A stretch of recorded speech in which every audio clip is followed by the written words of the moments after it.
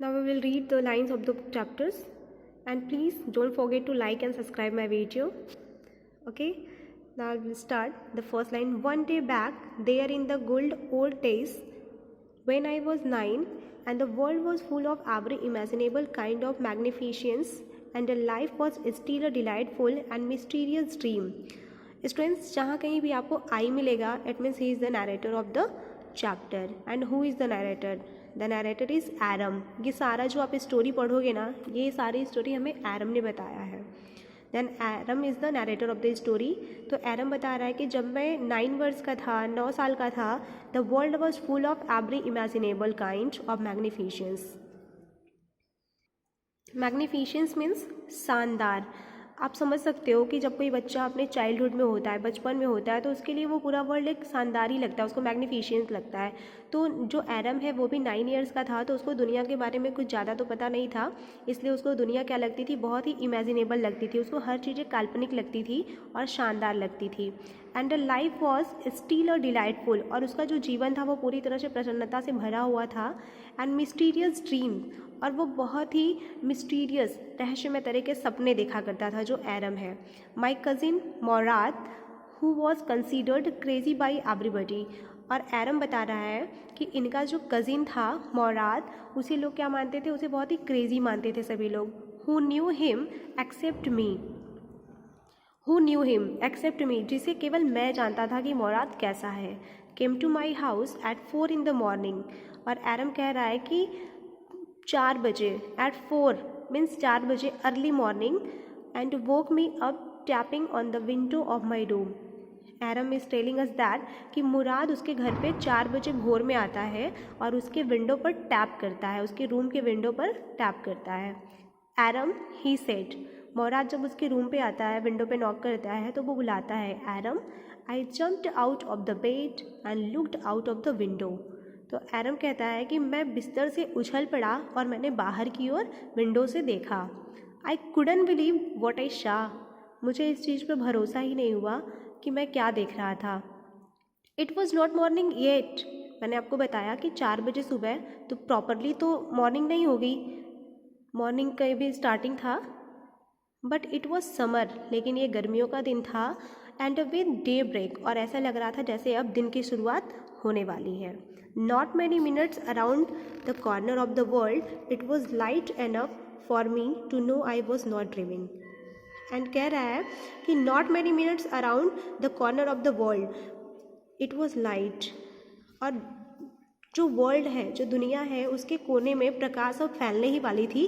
इसमें अब ज़्यादा मिनट नहीं बचे हुए थे. To me I was dreaming. मुझे ये समझने को अब नहीं लग रहा था कि मैं कोई सपना देख रहा था. इन लाइंस में एरम ये कहना चाहते हैं कि हालांकि अभी इतनी सुबह तो नहीं हुई थी, बट इट वॉज समर. लेकिन आप जानते हो जैसा कि समर्स में क्या होता है कि सनराइज जल्दी हो जाता है, इसलिए वो ऐसा बोल रहा है कि अब जल्द ही दिन होने वाला था.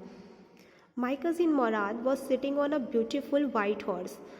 और ये बता रहा है एरम कि जब उसने विंडो से नीचे की ओर देखा तो उसने देखा कि उसका जो कज़न है मुराद, वो कहाँ बैठा हुआ था, एक ब्यूटीफुल वाइट हॉर्स के ऊपर बैठा हुआ था. I stuck my head out of the window. I means Aram. Stuck means बाहर निकालना. मैंने अपने हेड को विंडो से बाहर निकाला. एंड रब्ड माई आईज, और मैंने अपने आँखों को रब किया. Yes, he said in Armenian.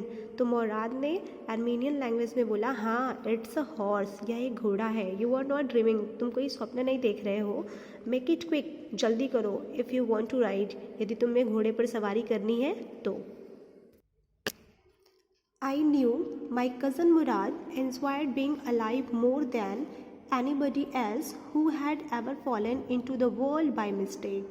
एरम बोलता है, जो नरेटर है वो कहता है कि मैं इस चीज़ को जानता हूँ कि जो मेरा कज़न मुराद है वो अपनी ज़िंदगी को जीना जानता है, लाइफ को कैसे एंजॉय करना चाहिए वो ये जानता है. देन एनीबडी एल्स, उन लोगों को अपेक्षा, who had ever fallen into world by mistake, जो लोग दुनिया में गलती से आ गए हैं. मीन्स जो लोग अपने लाइफ को एंजॉय करना नहीं जानते, उनसे बेटर मेरा भाई है जो अपने लाइफ को एंजॉय करना जानता है. But this was more than when even I could believe. But this was more, लेकिन इस बार कुछ ऐसा हुआ था, than even I could believe, जिसे मैं बिलीव ही नहीं कर पा रहा था. डियर स्टूडेंट्स, आपको लग रहा होगा कि इस लाइन में ऐसा क्यों कहा गया है, then I will explain that. देखो, इसमें इसलिए ऐसा इसलिए कहा गया है ना, क्योंकि वो नहीं बिलीव कर पा रहा था। क्यों नहीं कर पा रहा था? जैसा मैंने आपको बताया कि they belong to Garoghlanian family, Aram and Mourad, and they can't afford the white horse because the white horse are very costly and they are poor and belongs to poverty. तो ये लोग बहुत गरीब थे, मुराद एंड एरम, तो उनके लिए white horse support करना, अफोर्ड करना, वो उसे नहीं खरीद सकते थे। इसलिए यहाँ पर जो एरम है वो बोलता है कि इस बार मुझे बिलीव नहीं हुआ कि मुराद ऐसा कैसे कर सकता है। इन द फर्स्ट प्लेस, एक तरफ माई अर्लीस्ट मेमोरीज, मेरी जो पहले की यादें थी, had been memorise of horses and my first longings had been longings to ride. वो बोलता है कि एक तरफ जो उसकी मेमोरीज थी, क्योंकि वो अपने ड्रीम्स में वाइट हॉर्स को देखता था, and my first longings, longings मतलब इच्छा या डिज़ायर होती है, और मेरी पहली इच्छा ये थी कि मैं उस पर राइड करूँ। आई होप आपको समझ में आया होगा। This was the wonderful part. In the second place, we were poor. This was the second place. In the second place. और दूसरी ओर we were poor, हम लोग गरीब थे. This was the part that wouldn't permit me to believe what I saw. और इस वजह से मैं जो देख रहा था उस पर भरोसा नहीं कर सकता था.